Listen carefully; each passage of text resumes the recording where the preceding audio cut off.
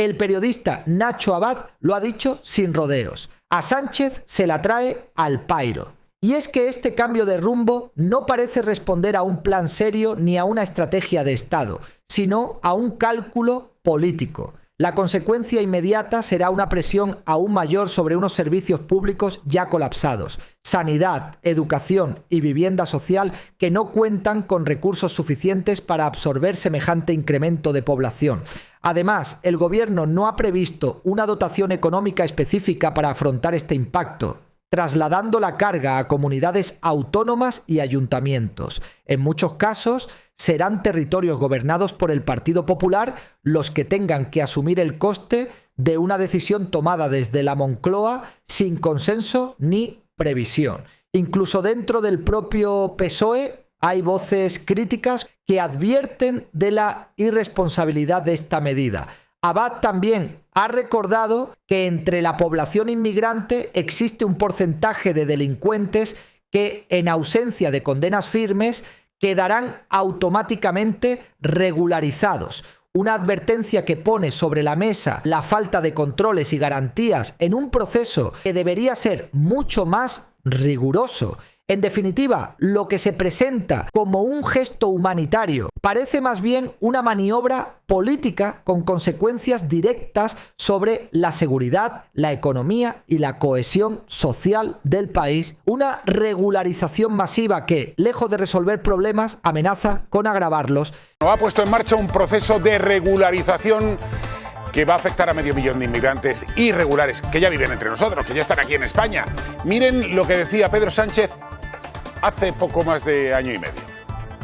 Para combatir esta amenaza que afecta a la estabilidad y a la seguridad de nuestras sociedades, es imprescindible también el retorno de quienes han llegado a España irregularmente, principalmente porque este retorno traslada un mensaje desincentivador, nítido y claro y contundente a las mafias y a quienes se ponen en sus manos. Es que me parto. Como quiere seguir en el gobierno, en la Moncloa, pues ha cambiado de opinión y ahora los va a regularizar a todos. Les explico. A ver, para que ustedes tengan datos. Obtener el permiso de residencia implica acceso al mercado laboral. Bueno, salen del mercado sumergido, del mercado en B y entran al mercado A. Y pueden firmar contratos con todas las garantías. Supone empadronamiento. Supone atención sanitaria completa, supone que pueden escolarizar a sus hijos, supone posibilidad de alquilar una vivienda, abrir una cuenta bancaria, también cotizan a la Seguridad Social.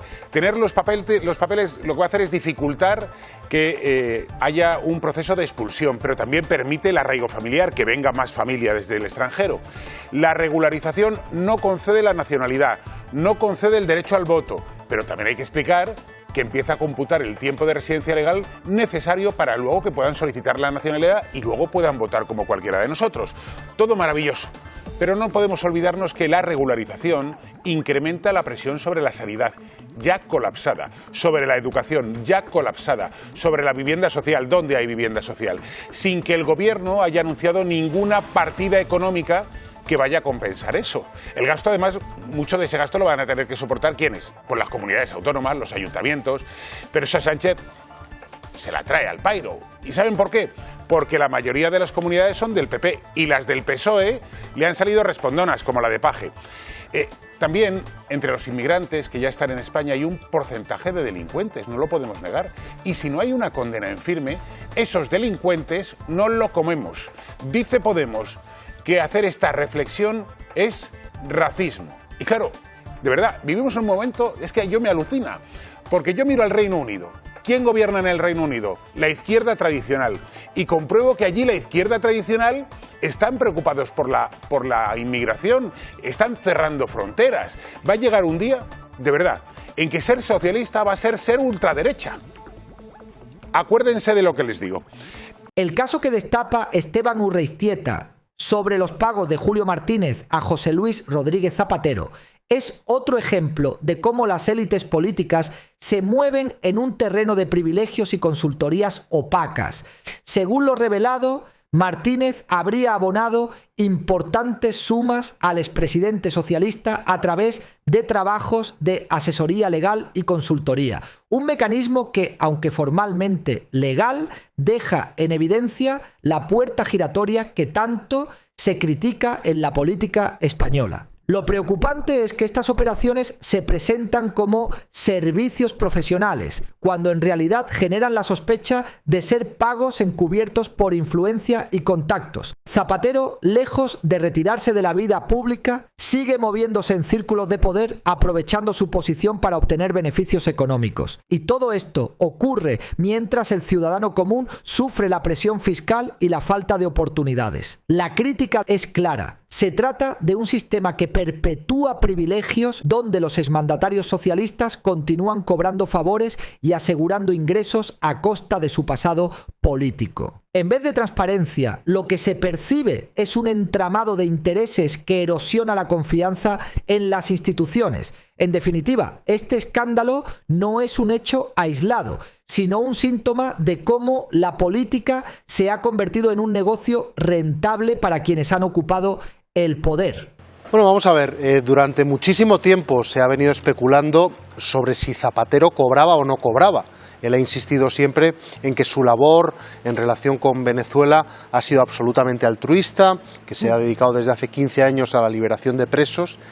Y nosotros pusimos encima de la mesa hace una semana una información extraordinariamente relevante, que es que Zapatero ha venido cobrando durante los últimos años de Julio Martínez, siendo Julio Martínez asesor de la compañía Plus Ultra, que como sabemos es una compañía española pero de capital venezolano, y que ha venido cobrando a través de la misma sociedad que se denomina Análisis Relevante, con la que Julio Martínez ha percibido sus emolumentos de esa compañía aérea.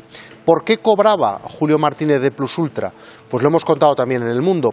Por interceder ante las autoridades de Venezuela, ante los jerarcas chavistas, ante cualquier problema operativo que pudiera tener la compañía en el país caribeño.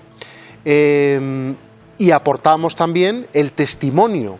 La primera vez que Zapatero rompe su silencio, confirma la información que le ponemos encima de la mesa, que le transmitimos, y admite que efectivamente, desde al menos antes de la pandemia, ha cobrado de Julio Martínez por lo que él denomina consultorías globales. ¿Por qué es tan importante esto? Porque además está presente en una investigación judicial, que es la del caso Plus Ultra, que lleva al juzgado de instrucción número 15 de Madrid, que está impulsada por la Fiscalía Anticorrupción y que sitúa estas operaciones pues en el epicentro de uno de los grandes casos que se está rastreando en estos momentos. Es decir, un expresidente del gobierno cobrando de una persona que acaba de ser detenida. Y solo hay dos posibilidades en estos momentos.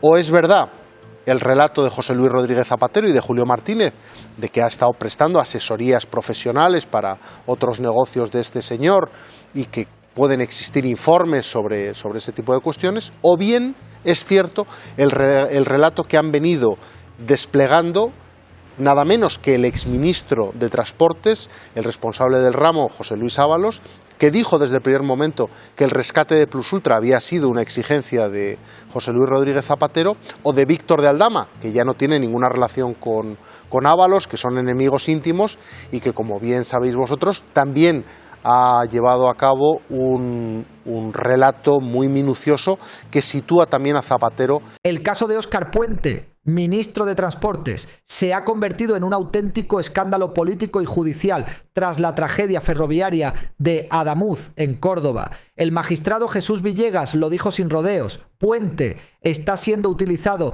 como cabeza de turco por un gobierno que necesita un escudo para protegerse de las responsabilidades que realmente deberían asumir. Se abre diligencias contra él pese a estar aforado. Y aunque la presunción de inocencia es un deber constitucional, lo cierto es que la sombra de la imprudencia criminal planea sobre su gestión. Villegas lo deja claro: si hay indicios, la causa debería llegar al Tribunal Supremo, pero lo que vemos es un movimiento político calculado. El ministro, que tantas veces ha descalificado a jueces y ha jugado el papel de poli malo dentro del Ejecutivo, ahora es el instrumento que se va a desechar en cuanto deje de ser útil. Lo están achicharrando públicamente, mientras otros se esconden detrás de él para no quedar salpicados. Este episodio refleja la forma en que el gobierno manipula y divide al pueblo, politizan la tragedia, convierten a Puente en chivo expiatorio y preparan el terreno para desprenderse de él cuando ya no les sirva. El mensaje es claro. Aquí no se trata de justicia, sino de estrategia política. Y mientras tanto, las víctimas de Adamuz siguen esperando respuestas reales, no maniobras de distracción. Pero hay prensa diferente. Sí, un juez ha abierto diligencias, Óscar Puente, por la tragedia de Adamuz, pese a estar aforado ante el Tribunal Supremo. ¿Esto cómo puede pasar? ¿Qué podemos decir de ello? A ver, les doy mi opinión con toda la humildad del mundo. Si efectivamente el señor ministro es responsable criminalmente, y puede serlo, no lo sabemos, optemos por la presunción de inocencia, que es un deber constitucional. Si algún día pudiera ser este hombre condenado por un homicidio imprudente, hombre, pues parece que la vía más razonable es que se siga la investigación que ahora mismo está en los tribunales de Córdoba, que es donde están todos los peritos, todos los expertos, donde se está practicando toda la prueba, y que si aparecen indicios que salpican al señor ministro, pues entonces ya se pueda abrir una causa ante el Tribunal Supremo que se encargue de depurar la hipotética responsabilidad que tuviera. Pero dar este salto de pértiga directamente contra el ministro, cuando es un aforado y cuando se está instruyendo otra causa, a ver, yo desde mi modestísima opinión veo que llega a poco sitio, tiene poco recorrido. Otra cosa es la responsabilidad política y otra cosa es que lo estén achicharrando como en una parrilla, porque quiero decir, el mejor amigo del hombre no es el perro, es el chivo expiatorio. ¿Cree, señor juez, que está ocurriendo esto con el ministro? Yo creo que el ministro lleva, de verdad, con todo el respeto, y es una persona que habla fatal de los jueces, o sea, pero decir que casi me da pena. Yo creo que el ministro, bueno, que me da pena, punto, es un señor que lo llevan utilizando de chivo expiatorio de toda la vida. Es una cabeza de turco que están ahí sujetándosela hasta que al final le van a dar un hachazo y ya tendrán que buscar otro parapeto para que otros no resulten salpicados. ¿Pero y por qué piensa eso el señor juez? Hombre, porque el señor ministro, antes de esto... Ay, Dios mío, es que no quiero decir nada porque como juez no puedo, pero es la persona que ha dicho todas las barbaridades posibles y ha representado el papel del poli malo frente al poli bueno de otros. Cada vez que ha habido que decir alguna monstruosidad contra los jueces, la ha dicho mientras otros se quedaban al lado, aplaudían bajito, pero no se manchaba. Y ahí tenemos al señor convertido ya en una piltrafa. Evidentemente es un instrumento del que se van a desprender cuando ya no les sea útil. Vamos, lo digo con todo el respeto y no como juez sino como ciudadano. E incluso, por favor, con pena por el pobre hombre, que desde luego, si es un culpable, si es un homicida imprudente, tendrá que ser condenado. Pero que ahora mismo lo que estamos viendo es un gobierno que está poniendo un escudo y este señor está cumpliendo una función de chivo expiatorio, se está achicharrando, lo tienen en la parrilla y en algún momento se desprenderán de él. Señor juez, 30 segundos tengo. De lo que ha ocurrido con el tren, desgraciadamente, si usted fuera el juez, ¿cuál es el enigma, la pregunta que no entiende? ¿Qué le llamaría la atención de esta historia que ha ocurrido?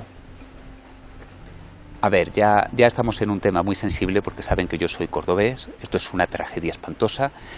Yo no tengo coche, yo solamente tomo el tren, como ustedes muy bien saben, y lo único que puedo hacer es transmitir mi solidaridad y mi dolor por las víctimas. ¿Y qué es lo que yo no entiendo?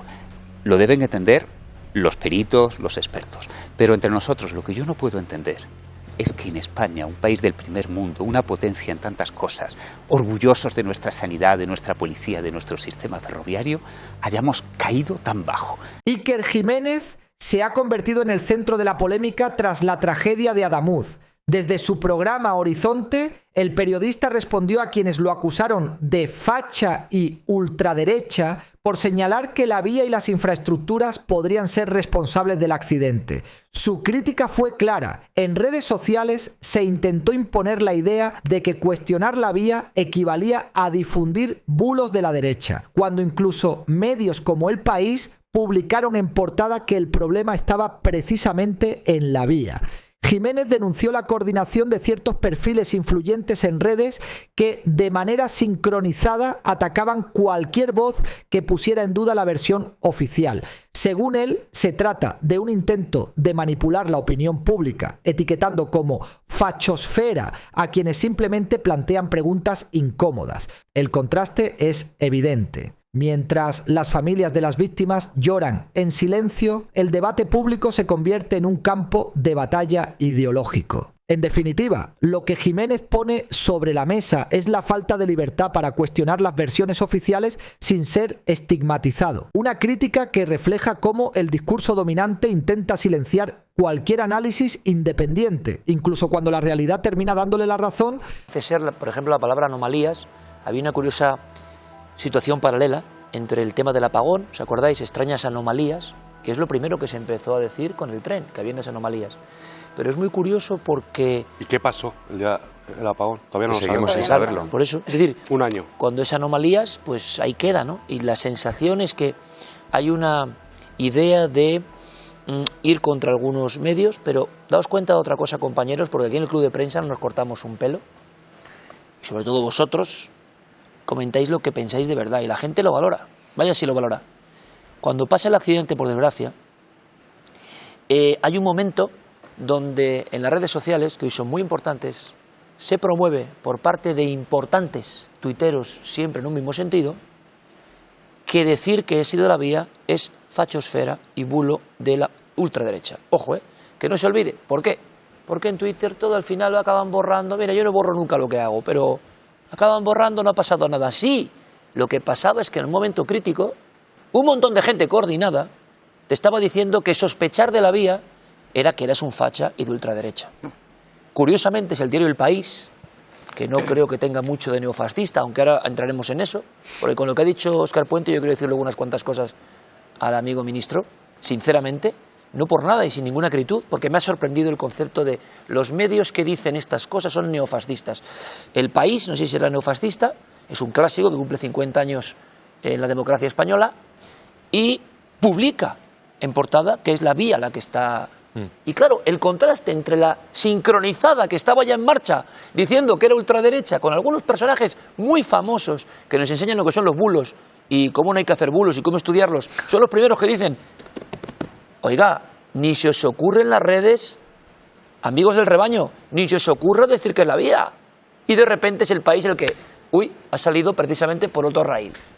Marc Vidal ha puesto el dedo en la llaga al analizar el pacto entre Podemos y PSOE para regularizar inmigrantes con apenas 5 meses de residencia en España. Su diagnóstico es demoledor. El modelo productivo español no está preparado para absorber a esta nueva masa laboral y, en consecuencia, lo único que se genera es más precariedad y salarios bajos. El analista comparó la situación con Finlandia, donde la inmigración masiva ha terminado por colapsar sectores incapaces de integrar a trabajadores con escasa formación. Según Vidal, en España ocurre lo mismo. Los recién llegados solo pueden ser absorbidos por el sector servicios y turístico, de bajo valor añadido, mientras que la industria y la tecnología quedan fuera de su alcance. El resultado es un país que sigue atrapado en un modelo basado en empleos mal pagados, con un salario modal de apenas 1.400 o 1.500 euros.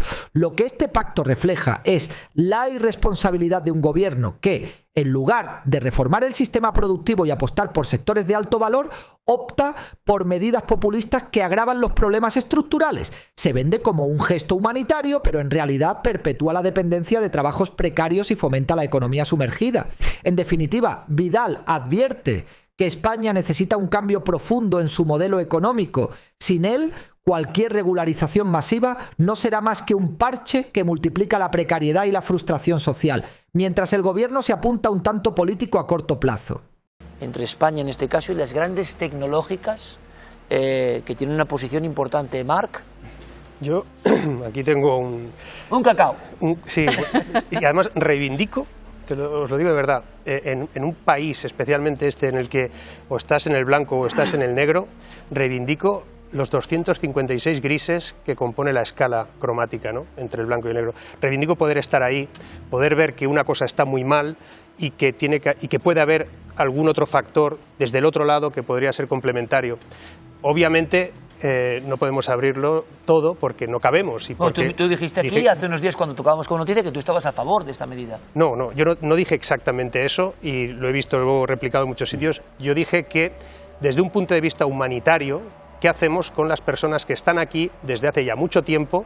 Algunos de ellos otra cosa sería medir el tiempo, ¿no? Son 5 meses o son 5 años, ¿no? Pero todos conocemos a alguien que se regularizó en alguna otra tanda y que encontró trabajo, se puso a trabajar, tiene su familia, prospera, pero hablamos de no delincuentes, cotiza, ¿no? No son delincuentes. No, vale. no, es que yo dije que estaba a favor de que se hiciera algo con esta gente que está aquí, con aquellos que no son delincuentes, y que lo que me sorprendía y me preocupaba, esto lo escribía Arturo Pérez Reverte, por cierto, en el 23 de julio del año pasado, un autor que hay que reivindicar especialmente estos días. Anda con muchos líos. Anda con muchos líos, no le voy a crear otro, pero han visto cómo, donde dije Diego. Me voy. Él explicaba que consideraba, los llamaba así, tanto los que estaban a favor de la regularización directa, sin condiciones, simplemente por un mero hecho, y ya en el 25, al igual que los que consideraban que todo el mundo se puede expulsar sin miramientos también, los calificaba a los dos de idiotas, directamente, ¿no? Y decía que vamos tarde, ya vamos tarde en algunos aspectos, hemos integrado, bueno, integrado aquí no sería la palabra exacta, pero hemos aceptado a muchísima gente que venía de fuera y que cuando hablamos de inmigración o de inmigrante, los metemos todos en un mismo paquete, y no es así. Bueno, hay Déjame, diferencias. te tengo que cortar mal, porque has dicho en publicidad. Sí, 12.000 personas se puede controlar, pero no las dimensiones de lo que estamos hablando. Hablamos de una dimensión brutal. Yo sé que tenéis, sobre todo la policía, pues perspectivas de que es posible pararlo, porque se traslada la idea de que es mejor no venir, ¿no? Porque aquí no te van a poder regularizar, porque aquí no vas a poder hacer nada. Mi preocupación son con los que están aquí, como decía antes, ¿no? Es qué se hace con ellos, porque hay dos tipologías, más de dos tipologías, hay infinidad de variables, ¿no?, en el ámbito de la inmigración, y sobre todo en el sentido de lo que pueden hacer o no, es decir, quiénes pueden trabajar, quiénes pueden ser absorbidos por el mercado laboral, quiénes pueden progresar aquí, quién puede participar de la propia economía española. Y el otro día lo comparaba con Finlandia, lo que ha pasado allí, que el hecho de que en Finlandia sea ahora el país con más paro de Europa tiene que ver con la inmigración, curiosamente, y tiene que ver con que su modelo productivo no los absorbe, porque la inmigración normalmente, sobre todo la que viene de África y también de Latinoamérica en muchos casos, proviene con una formación o una capacidad de trabajar de escaso valor. Es decir, pueden ser absorbidos fácilmente por el sector turístico, sector servicios de bajo valor añadido, pero no pueden ser absorbidos por tecnológicas, por industria y por nada por el estilo. Con lo cual allí no encuentran trabajo, se colapsa y muchos de ellos ya salen y otros no llegan. España, su problema, el de que uno de los incentivos para que no venga tanta gente, o que no vengan esos 20 millones que se dirigen hacia aquí, o vengan los 300.000 al año que comentabais antes, uno de los incentivos que hay que tomar es que viniendo aquí no vas a poder trabajar, porque lo que tenemos que cambiar es el modelo productivo de este país, que lo que está generando es un salario modal, es decir, el más frecuente, de apenas 1.400, 1.500 euros. O sea, eso absorbe, de momento, un modelo productivo basado en la nada y sobre todo incrementa la cantidad de gente que sabe que viniendo aquí, trabajando de cualquier cosa, va a poder vivir en B incluso, y ese es el problema. Óscar Puente compareció en el Senado para dar explicaciones sobre los accidentes ferroviarios y los problemas en Rodalís, pero lo que más llamó la atención fue su tono defensivo. El ministro de Transportes aseguró que no se ha mentido ni ocultado información y pidió a los senadores que se pusieran en su lugar, alegando que apenas ha dormido 3 horas al día desde la tragedia. La reacción de Risto Mejide fue inmediata y contundente: desde todo es mentira. ¿Pretende el ministro que sintamos lástima por él?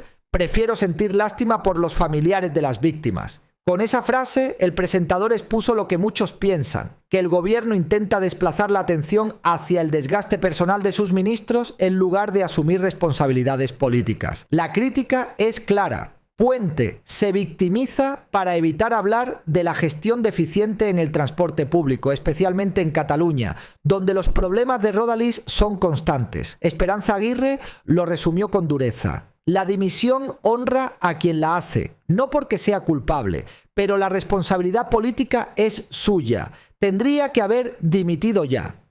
Se me acusa de mentir. Yo creo que buscar la verdad con rigor y con respeto, o utilizar la confusión técnica y la carga emocional para construir un relato de culpabilidad anticipada, que es lo que ustedes hacen, es muy poco presentable.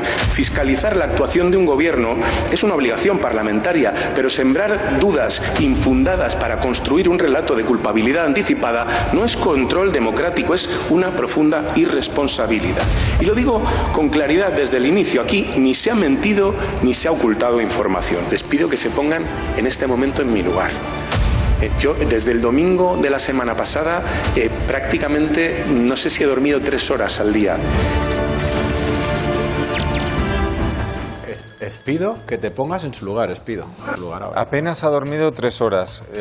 ¿Pretende el ministro que sintamos lástima por él? ¿De verdad? Sinceramente prefiero sentir lástima por los familiares de las víctimas. Bueno, yo al día siguiente escribí un tuit que era: el ministro Puente lamentará no haber dimitido. Y creo que el tiempo me ha dado la razón.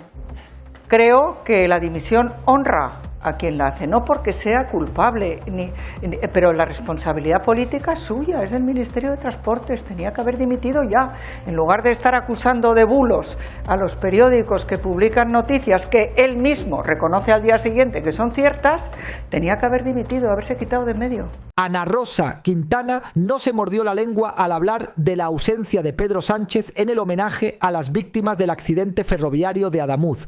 En su programa señaló que el presidente está muy ausente en todo, no es valiente, subrayando que no acudió ni cuando los Reyes visitaron a los heridos ni al funeral organizado en las instalaciones municipales. Su crítica fue directa. En un drama con 46 muertos y centenares de heridos, Sánchez ha preferido mantenerse al margen, evitando aparecer en actos donde tendría que dar la cara. Ana Rosa lo interpretó como una muestra de cobardía política y de rechazo a enfrentarse a las malas noticias. Además, recordó que el presidente no ha acompañado a los Reyes en ninguna de sus visitas a hospitales ni a los lugares afectados, reforzando la idea de que el gobierno se desentiende de su responsabilidad. Para Quintana, el homenaje era un momento clave para estar junto a las familias, pero Sánchez decidió ausentarse, dejando la representación institucional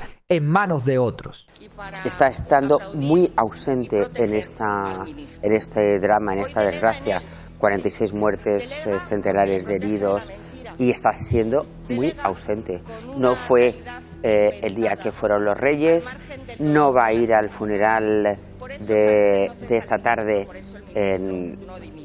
bueno, iba a decir en la catedral no caben y lo van a hacer en unas instalaciones municipales. Y algo más doloroso. Tampoco va a estar.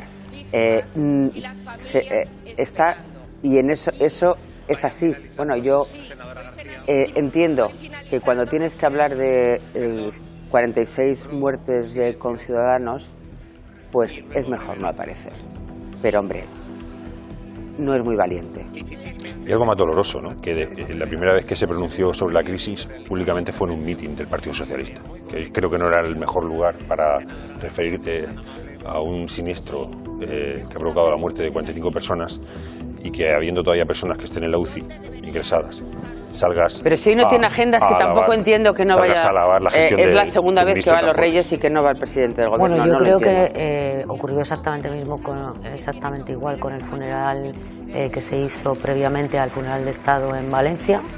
No fue tampoco el presidente del gobierno y tuvo la misma representación que va a tener hoy.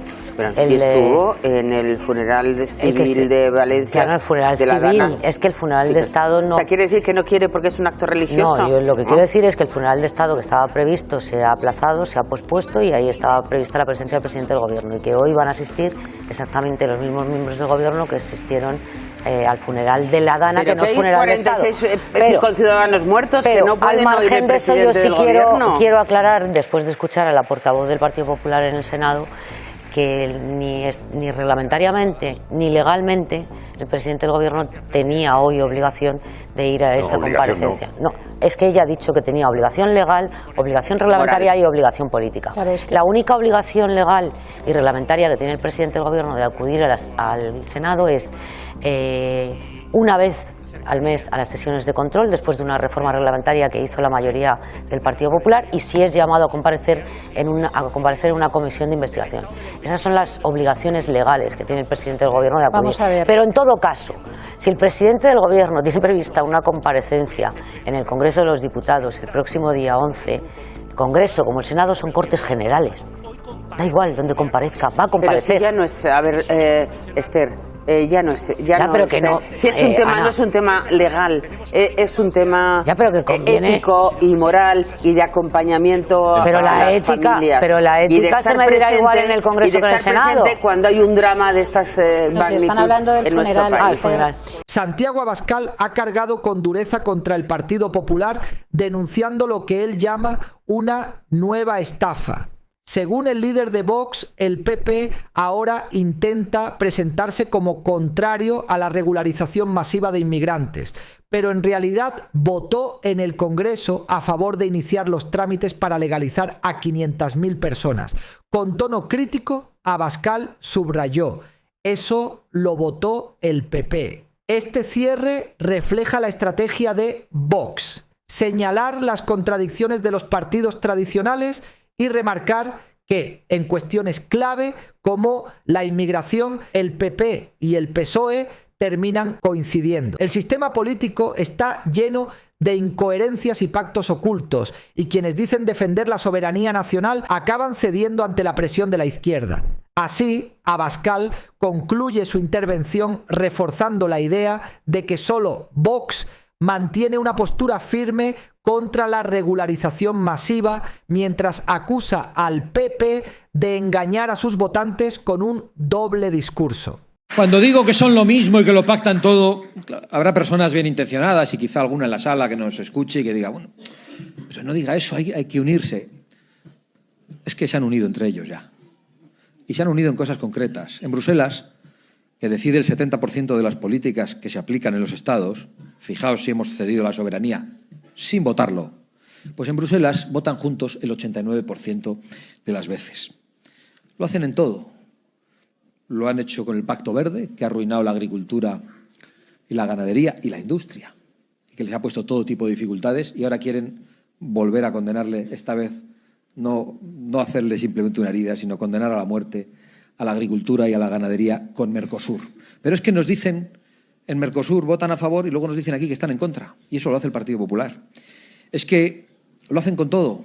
Les hemos visto con el accidente de los trenes, con una tragedia tan terrible, comparecer juntos, al señor del Partido Popular, al señor Moreno y al presidente del Gobierno y al ministro Puente.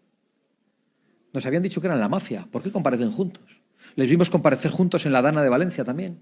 ¿Por qué comparecen juntos si nos llaman a manifestaciones diciendo que el gobierno de Sánchez es la mafia, cosa que compartimos? ¿Por qué? Porque están haciendo un teatro, porque luego lo pactan todo. Y hacen lo mismo con la inmigración. Ahora están diciendo que están en contra de este proceso de inmigración masiva y de estas regularizaciones. Si votaron en el Congreso a favor de iniciar los trámites de regularización de 500.000 personas, eso lo votó el Partido Popular en el Congreso hace unos meses, y ahora sale el señor Feijóo y nos dice que está en contra. ¿Por qué? Pues desgraciadamente yo tengo una explicación que me entristece. Pues simplemente, y se le ha escapado al señor Azcón, que no ha hablado de las consecuencias que tiene la inmigración ilegal, solo ha dicho, esto beneficia a Vox.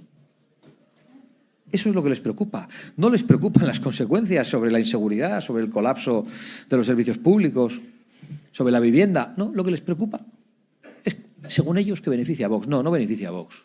Nos perjudica a todos los españoles, también a los de Vox, porque tenemos familias y tenemos hijos. Y decir que eso beneficia a Vox es una canalladita y es una torpeza, porque les retrata. Y me da mucha pena escucharles decir esas cosas, ¿no? Que nos han robado la España de nuestros padres. Nos han robado la soberanía, es decir, las riendas de nuestro destino y la capacidad de decidir nuestro futuro para entregárselo a unos burócratas en Bruselas y para que allí el Partido Popular, el Partido Socialista lo pacten todo a nuestras espaldas. Nos han robado la unidad nacional rindiéndose a los separatistas y entregándoles competencias e inversiones a los más desleales, siempre en detrimento de las tierras de España, leales al proyecto común y sin fuerzas separatistas. Nos han robado la seguridad en las calles, en un país que era seguro, probablemente de los más seguros de Europa. Nos han robado la prosperidad, que no es otra cosa que poder trabajar y vivir del esfuerzo de tu trabajo. Hoy mucha gente trabaja, pero trabajan para ser esclavos y para ser pobres, porque no les permite independizarse, no les permite comprar una vivienda. Y nos vienen a contar los grandes números, la macroeconomía, esa que le permite a Sánchez con sus manipulaciones salir a decir que España va como un cohete, que España va como una moto. Hay que ser desaprensivo y canalla para decir eso a los españoles que no llegan a final de mes, que ven cómo se encarece la lista de la compra, que ven cómo sus hijos de 30, de 35, de 40 años siguen viviendo con ellos porque no se pueden independizar, que ven cómo los jóvenes, muchos están tirando la toalla porque ven un futuro muy nebuloso y muchos de ellos ya se van de España. De Aragón se van 6.000 aragoneses todos los años. Y ese es un drama, mientras nos dicen que otros tienen que venir. Y nos han robado también los servicios públicos de calidad. Nos han robado un ferrocarril que funcionaba para gastárselo en otras cosas y en otras señoras. Nos han robado unas carreteras que estaban arregladas y los que vamos en furgoneta sabemos de lo que hablamos. Nos han robado una sanidad que era un ejemplo y que cada vez cuesta que a uno le atiendan a tiempo, con enfermedades graves incluso, y hablaré de ello después. Y todo esto lo han hecho en el momento de más recaudación del Estado, con impuestos de todo tipo. Por trabajar, por vivir, por tener casa, por morirse, por heredar, por respirar. ¿Impuestos para qué? ¿Para pagar esas porquerías, esas tontadas que nos acaba de contar Alejandro? La estrategia de resiliencia del género, del cambio climático, del poblado, de Chile, de no sé. ¿Para qué? ¿Para darlo todo en ayuda al desarrollo? ¿Para pagar ideologías? ¿Para pagar sindicatos? ¿Para pagar partidos? Mientras cada vez funciona todo peor. Nos han robado a base de impuestos a la vez que nos han robado los servicios públicos de calidad y lo han hecho ambos. El bipartidismo con la mafia corrupta del Partido Socialista y con la estafa y la mentira del Partido Popular.